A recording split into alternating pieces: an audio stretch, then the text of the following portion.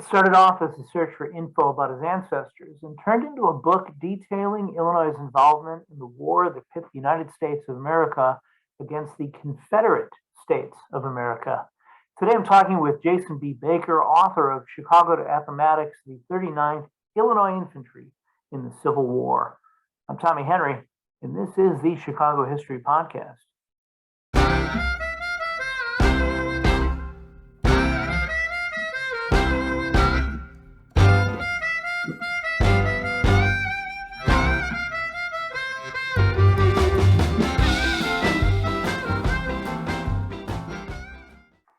As he is a military member, Jason has asked me to remind anyone listening that his comments and opinions in this episode are his own in his personal capacity. Jason, thank you for being with me. Thank you. It's great to be here. I'm ready for this. Well, I'm glad. So before we get started, I'm going to make you sit here while I read your bio, Okay. Anyway, let me jump right into it. Jason Baker is an officer in the U.S. Air Force, currently serving in the National Capital Region. He is also term member at the Council on Foreign Relations and a member of the National Security Fellowship Program at the Foundation for Defense of Democracies. Jason holds a master's degree focusing on U.S. national security and foreign policy from American University and a BA in political science from the University of Illinois. His passion is studying how strategic, political, and social issues affect military operations and vice versa. Jason is a color bearer donor to the American Battlefield Trust and enjoys following University of Illinois and Chicago sports teams, reading narrative nonfiction and historical fiction, and visiting museums, historical sites, and battlefields. I feel lazy just reading your bio and think I should have really rethought my choices.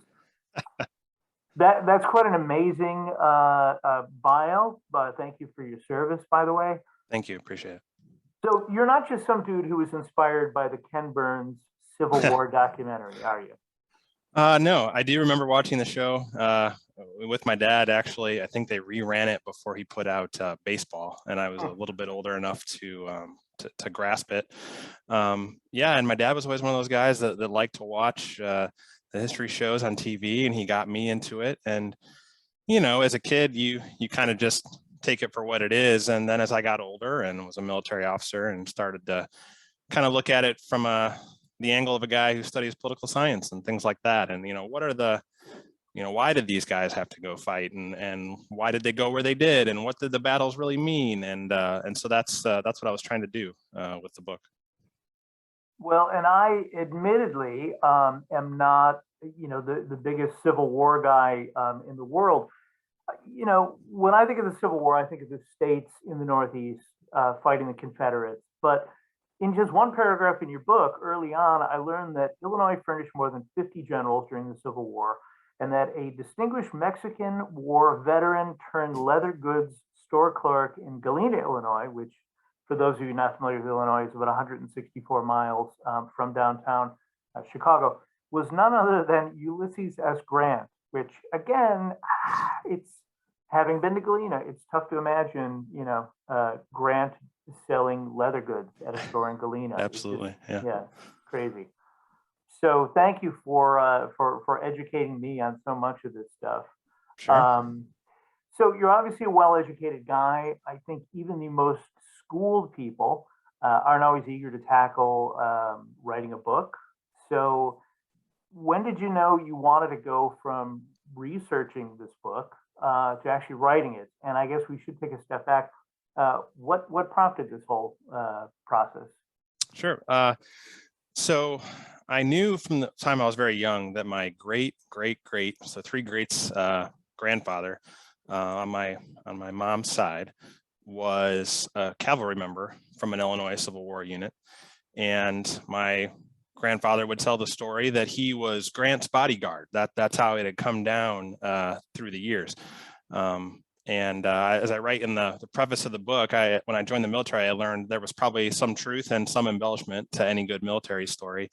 But in reality, he was part of a cavalry company that was known as Grant's Guard. And at one point, they would be the unit that rode around with Grant when he was in the West, rode ahead of him, got intelligence for him, just made sure everything was going to be safe for him when he traveled.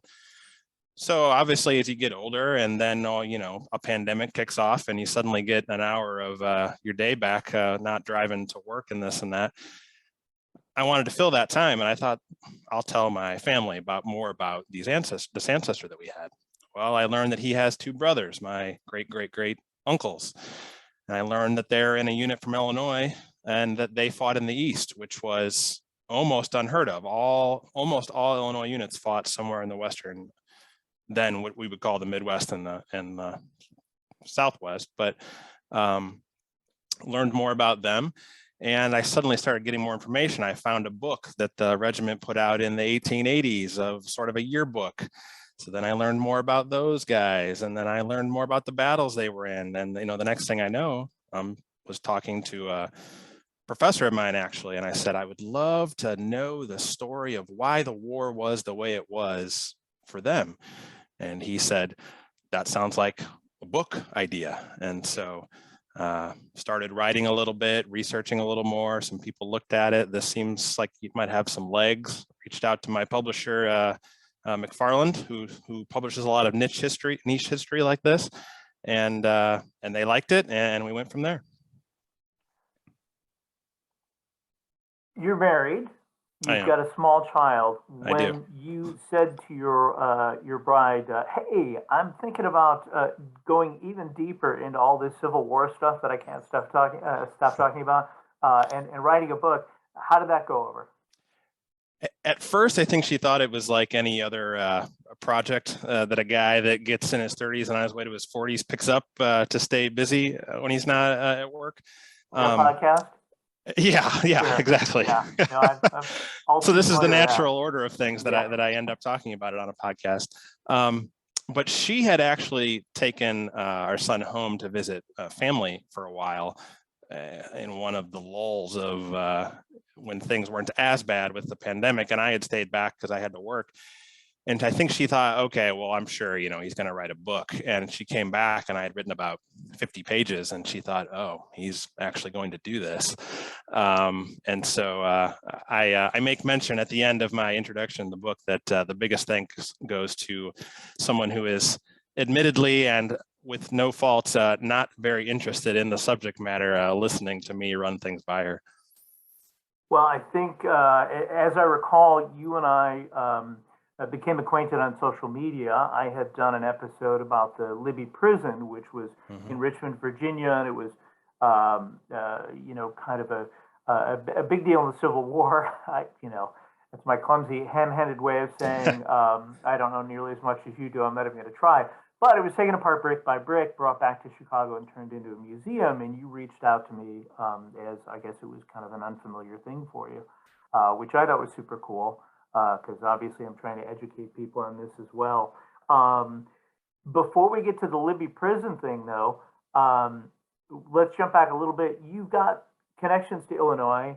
Your wife has connections to Illinois. Talk a little bit about that. Yeah, so I'm not a true Chicagoan by any means, and I grew up just south of 80, a farm kid, and went to University of Illinois, like you said. My wife went to University of Illinois, and she grew up in the southwest suburbs.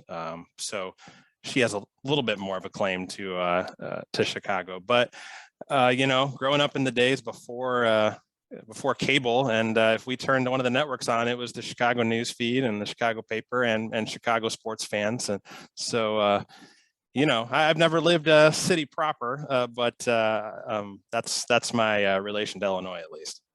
Well, and honestly, I have it in my notes. Later, one of the enjoyable things is toward the end of your book, you've got all the information you could find on the different people who served in the 39th. And I kept looking at these different places where people mustered in and thinking, I don't know where Rooks Creek Township is. Now I have to look it up. Well, it turns out it's in Lexington County. It's, halfway from here to Springfield, roughly.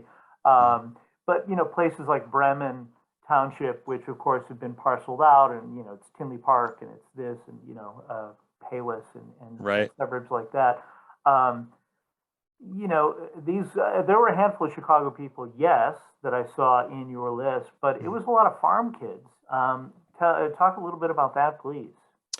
Yeah, I mean, I did the same thing. I would run past some of these places, and then I'd go, "Well, boy, I've played a lot of high school sports in a lot of small towns, but I don't know that one."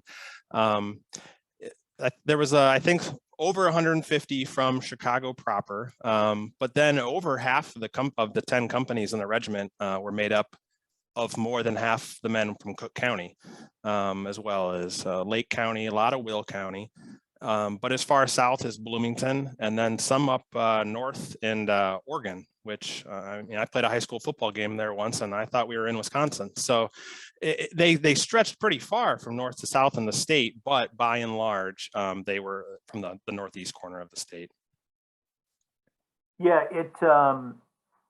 you know, it was entertaining to see again all the different places and just to try to get an idea of, you know, the Rooks Creek. I keep going back to that because even now it's, I think, 560 some people. I'm sure Yeah. back then it may have been a little more or a little bit less, but the idea of people traveling from there Yeah. to join up, you know, which couldn't have been an easy trip, you know, horse and wagon, boy, had to be completely crazy. Do you still have your parents or in-laws or distant relatives who, when you said, like, I'm researching our ancestors, what, you know, what kind of feedback did you get from that? Yeah, I mean, my whole family, almost on both sides as well, and then on my wife's as well, is all still in that area. My dad admittedly knew more of these small towns than I did, but you know, they all still live in these areas. The area where my great uncles are from is near where my grandfather lived. It's near where my parents still go to church.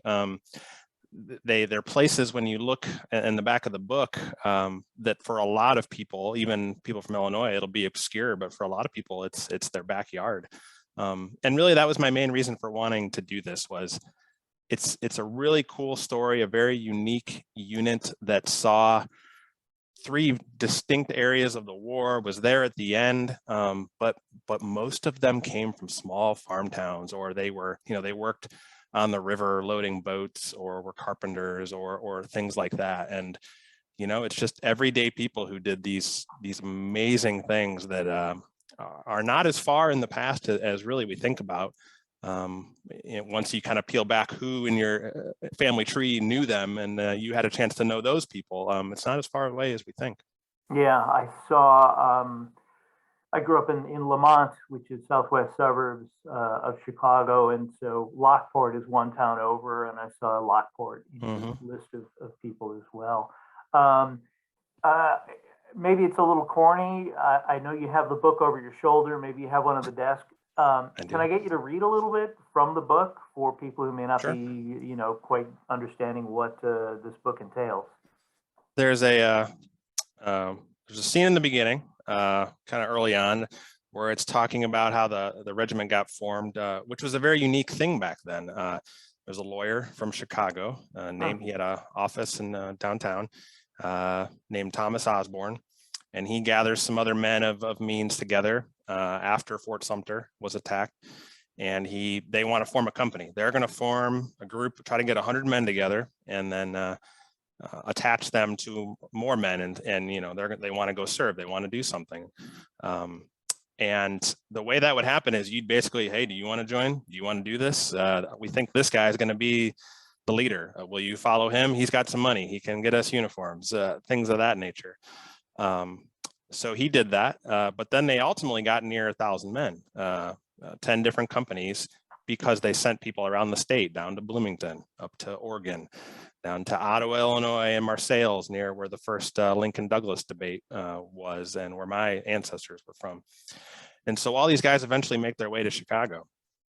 And it goes into the book how this was not an easy thing to do, but you know, by and large, they make it to Chicago. And they're staying at a building called the Wigwam, which had been built for the Republican National Convention the year prior. And then they said, what are we going to do with this big building we made? And well, we'll use it to house all the troops that are coming here to leave from Chicago. So the scene here is that they've all joined. I kind of go into, I use a lot of the letters of a Northwestern graduate throughout the book. There's a man from Chicago named Emil Guntz who had joined for the 3 months, went down to Cairo, Illinois, came back, said this isn't for me, but then all his friends started joining again. And so he changed his mind and he signed up for 3 years with the 39th. So then I write, imagine the scene as farmers and laborers come together with lawyers and entrepreneurs from around the state, bound by the counties they call home, their desire to preserve the Union, and a complete lack of soldiering skills.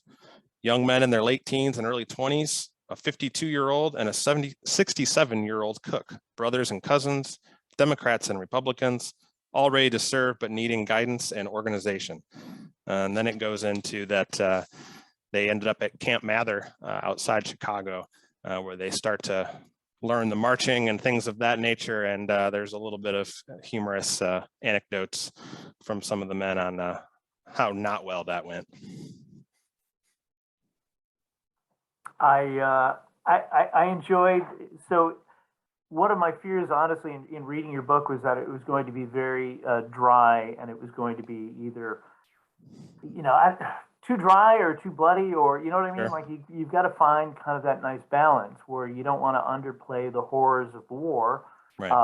but you also don't want it to be so completely, kind of textbook boring that you're not going to be able to keep your reader. And I think you had a nice balance. So kudos on that. Yeah, that was, I didn't want to over dramatize war. As a service member myself, I see that happen, and I have mixed feelings about that. Sometimes you have to talk about, this is how many men were killed that day, and this is what happened. It has to drive the point home. But I also tried to show that this was about, the book is told from the perspective of the men. I reference Lincoln and Grant and the big names and the big battles, but by and large, I'm trying to show how they shaped the war, not necessarily how the war shaped them. And I tried, like you said, to books where you're just getting lectured at with a bunch of facts are not for everybody. What I wanted it to be was a story that if you're from Illinois, or some of these areas, or maybe you had an ancestor in the regiment, you're going to learn their story and get the broader picture of the war while you're at it. So you might be able to answer the 10 most basic questions of who, why, when, and where, but I'm not gonna make you get a PhD in every last battle and movement. Well, much like, you trying to find out about your ancestor, I'm sure there will be people who will say, I remember my grandfather telling me about his grandfather. I forget how maybe that's wrong. But we'll be able to look through your book and potentially find the name of their Yeah, ancestor. absolutely. That's put the roster in the back so that yeah, somebody can go, 39th, and they can look in the back and find their family yeah, name. yeah. You've already done the legwork for them, so that's pretty cool. So, of the many things you learned while researching this book, was there one thing that just surprised you more than anything else? One of the biggest ones was, in reference back to your Libby prison episode, was that yes, thank you for I remembering. had my great granduncle. Boy, I'm not as good at, I don't know if we say granduncle or uncle, but Yeah. three greats. Was a prisoner there at Libby prison in Richmond, and did die there. Oh, And the thing that I found, my uncle has all the letters from my great grandfather, and I was able to look through them. And I say, unfortunately, it was eye-opening, and I loved reading them. There wasn't much that I could use for my purposes, given that he was in a completely different area. sure. But one that really stood out was the other great uncle, the brother, writing a letter to my grandfather, saying that, Alden was his name, Alden Barber, had been captured during the Battle of the Ware Bottom Church. He saw it happen. I'll let you know if I find anything out about where he went or how he's doing. And before my great grandfather got that letter where he was in Arkansas, my other great uncle was killed less than a week later. So they died within a week of each other near Petersburg. So it's, you know, I learned so many different things that I didn't know of the little minutia of the war.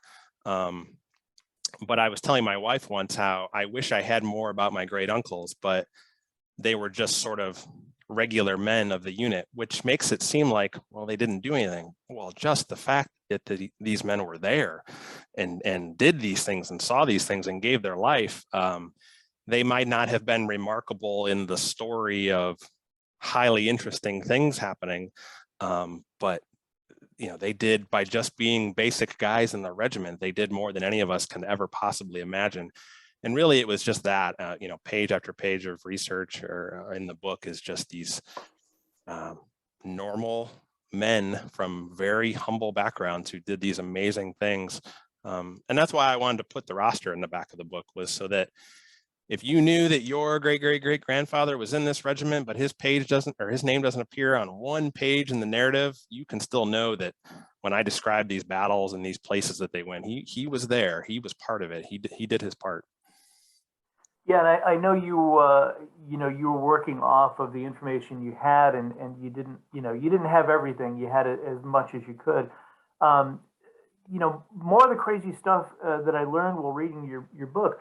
The 39th Illinois Infantry would end up traveling over 6,000 miles by rail, waterway, and foot, take part in the final combat before witnessing the Confederate surrender at Appomattox on April 9th, 1865. Sorry, spoiler alert. 1,452 men served in the 39th at one time or another during the war. And again, this is not men being drafted. This is men, you know, answering the call, right? This is. Yeah, by and large, late in the war, they did have some draftees that did show up to their regiment. But by and large, of the 1,452 men that at one time or another served in the regiment, they were almost all volunteers. But that includes the initial nearly almost 1,000 were strictly were volunteers. But yeah, I mean, they went from Chicago and they ended up in the Shenandoah Valley. And then they came home on a furlough, and then they went, or sorry, I'm out of order. Then they went to Charleston Harbor. And another thing that I didn't know was how much of a battle we spent an entire, almost all year of 1863 trying to retake Fort Sumter, part strategically, but part symbolically, as a way to show that war progress was being made. They come home on furlough back to Chicago, which there's some good stories there that we can talk about. And then they head back to the Petersburg and Richmond area, and they're there for the last year of the war, which was just the, I don't know the numbers offhand, but I know that the total deaths in the Civil War, both sides, all areas, an overwhelming majority of them happened in the last year, just when it became a total war and we realized it was only going to end by one side winning completely or the other. They were there for all of that. Yeah. So they had multiple times where they thought, we're going to be part of ending this war quickly, or we're going to be part of retaking Fort Sumter. But finally, at the end, they do get to be part of ending the war. It had to be, again, going back to the idea that a lot of these guys were farm kids going off and seeing more of the country than I'm sure they had ever seen. And not just that, but going from, I'm going to go back to Rooks Creek, going from Rooks Creek to Chicago, which even in the mid 1800s, you know, was had to be just mind boggling. But then going to the Southeast and seeing all this stuff. Since you opened the door to it, talk about the furlough back home. Yeah, it's a good story even too, how they get to have the furlough late in 1863. They've just spent the whole year in Charleston. The summer was just brutal hot. They started to have more combat deaths and things like that. They are part of the offensive, if anyone knows the movie Glory, and the 54th Massachusetts, one of the first all-black regiments that fought. They were there for that battle that happens at the end of the movie. So then they head back away from there. They're in Hilton Head Island, and they find out the U.S. government wants to know if they'll be re-enlisting and staying with the war effort. as you can imagine, after a year of all that, and in other theaters, there's been Gettysburg, there's been Vicksburg. It was a good year for the United States, but it was a rough and deadly and foretelling of what the war was going to become. And the book goes into the details, but by and large, the basic is you had to have 75% of your regiment decide to rejoin if the unit would stay as one. And you would get some extra money, and you would get the furlough. Originally, they fell a little short on men. The doctor, the surgeon of the regiment, did a inspection of the men's fitness for duty and found out that just enough of them were no longer fit for duty to bring them back above 75% of eligible men, which, I'm sure was not gaming the system whatsoever. And they got to go home. So I think just over 400 men decided to take that, and they head back to Chicago. They get 10 days to see family, and then they come back to Chicago to do some recruiting. Towards the very end of their time, they had a man in the regiment who liked to quote Shakespeare in camp. He had been a part of some various instances that are covered in the book where he causes a little bit of trouble. He was that guy that just got in enough more trouble than you, that kept you out of trouble. And there was going to be a Hamlet performance going on at McVicker's Theater, which I guess was on Madison between Dearborn and State.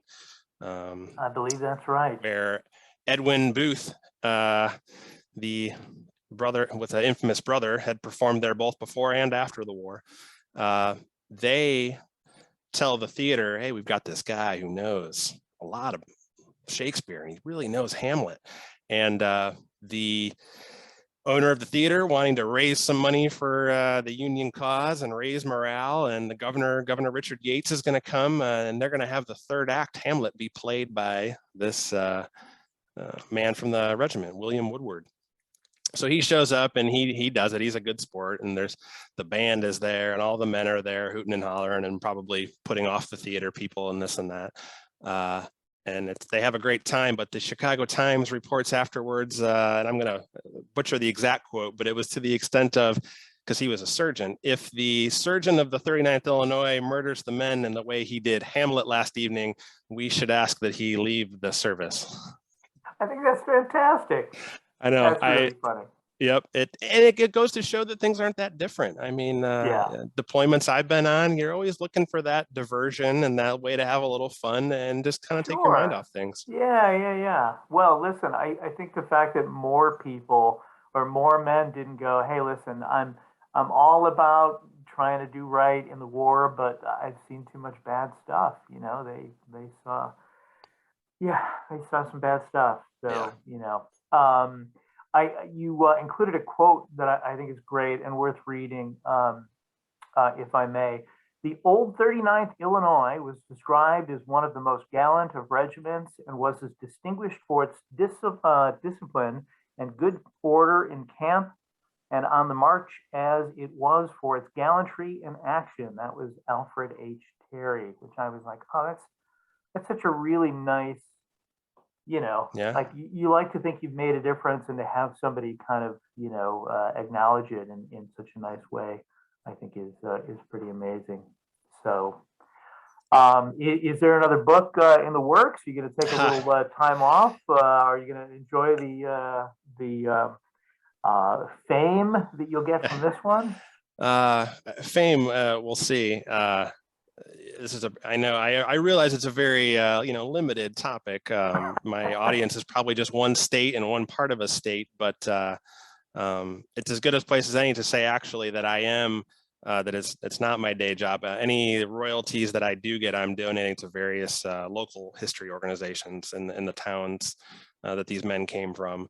That is a noble act. That is very cool. So this book truly was.